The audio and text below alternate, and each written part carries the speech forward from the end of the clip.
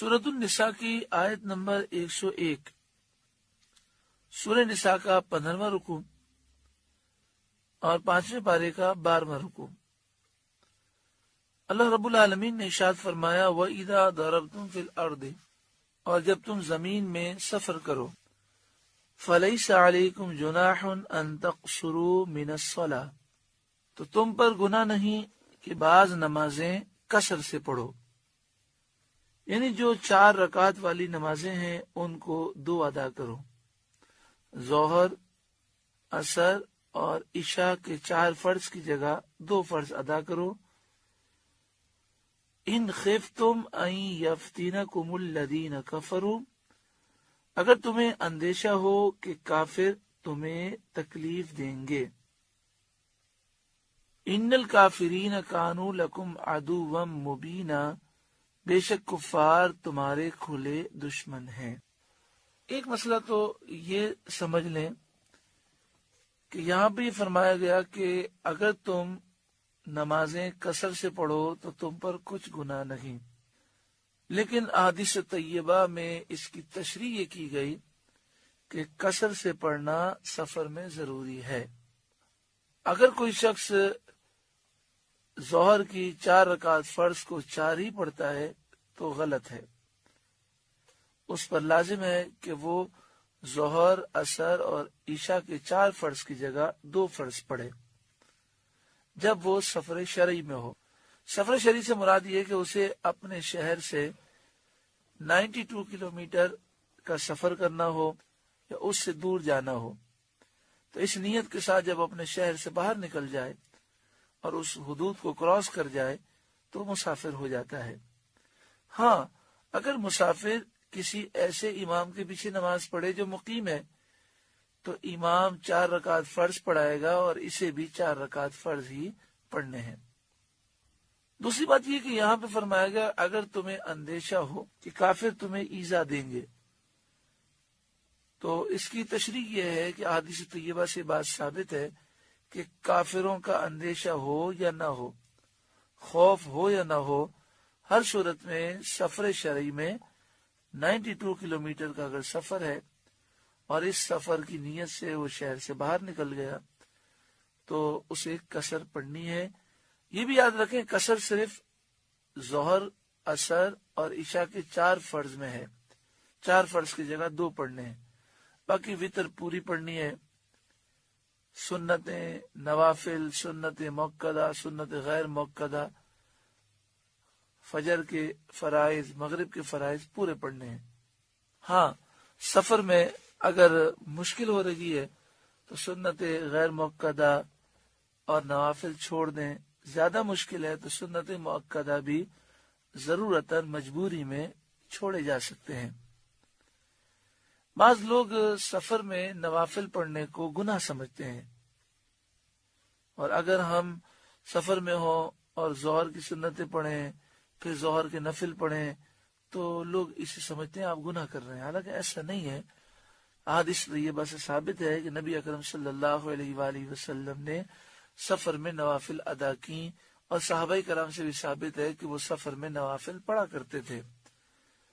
तो नवाफिल अगर मौका हो तो पढ़ने में कोई हरज नहीं है। हाँ, सिर्फ इतना है कि जोहर, असर और इशा के 4 फर्ज की जगह मुसाफिर 2 रकात फर्ज पढ़ेगा, बाकी तमाम नमाजें पूरी पढ़ी जाएंगी। हजरत अल्लामा मौलाना सदुल अफादिल हजरत सैयद नईमुद्दीन मुरादाबादी अलैहि रहमा इस आयत करीमा के तहत लिखते हैं कि खौफ कुफ्फार कसर के लिए शर्त नहीं, यानी काफिरों का खौफ हो तभी कसर करनी है, ऐसा नहीं है। हदीस शरीफ है, याला बिन उमैया रदी अल्लाह ताला अन्हु ने हजरत उमर रदी अल्लाह ताला अन्हु से कहा कि हम तो अमन में हैं, फिर हम क्यों कसर करते हैं। हजरत उमर रदी अल्लाह ताला अन्हु ने फरमाया, इसका मुझे भी ताज्जुब हुआ था, तो मैंने सैयद आलम सल्लल्लाहु अलैहि वसल्लम से दरियाफ्त किया। हुजूर सल्लल्लाहु अलैहि वसल्लम ने फरमाया कि तुम्हारे लिए ये अल्लाह की तरफ से सदका है, तुम इसका सदका कबूल करो। اس سے یہ مسئلہ معلوم ہوتا ہے کہ سفر میں 4 رکعت والی نماز کو پورا پڑھنا جائز نہیں ہے، کیونکہ جو چیزیں قابل تملیک نہیں ہیں ان کا صدقہ اسقاط محض ہے اور رد کا احتمال نہیں رکھتا۔ خلاصہ یہ ہوا کہ ایسی بات نہیں ہے کہ ظہر، عصر اور عشاء کے 4 فرض کو 4 پڑھ لیں تو ثواب زیادہ ملے گا، بلکہ گناہ ہے۔ سفر کے اندر ظہر، عصر اور عشاء کے 4 فرض کی جگہ 2 فرض ہی پڑھنا ضروری ہے۔ ہاں، کسی ایسے امام کے پیچھے پڑھیں جو مقیم ہو تو وہ آپ مسئلہ سن چکے کہ اس کے پیچھے پھر مسافر اگر نماز پڑھتا ہے تو اس کے پیچھے اسے 4 پڑھنی ہے۔ آیت کی نزول کے وقت سفر اندیشے سے خالی نہ ہوتے تھے، یعنی جب یہ آیت نازل ہوئی تو سفر میں بے شمار اندیشے تھے، بہت سے خوف تھے، اس لیے آیت میں اس کا ذکر بیان حال ہے، شرط قصر نہیں، یعنی یہ قصر کی شرط نہیں بلکہ اس دور کے حالات کو بیان کیا گیا ہے۔ حضرت عبداللہ بن عمر رضی اللہ تعالی عنہما کی قرات بھی اس کی دلیل ہے، جس میں ان یفتنکم بغیر ان خفتم کے ہے۔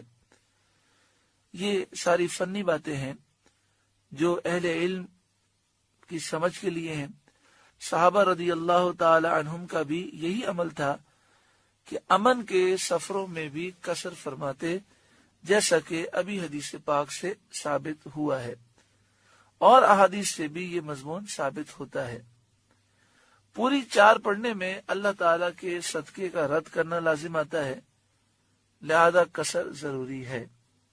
جس سفر میں قصر کیا جاتا ہے اس کی ادنا مدت 3 رات دن کی مسافت ہے، جو اونٹ یا پیدل کی متوسط رفتار سے طے کی جاتی ہو۔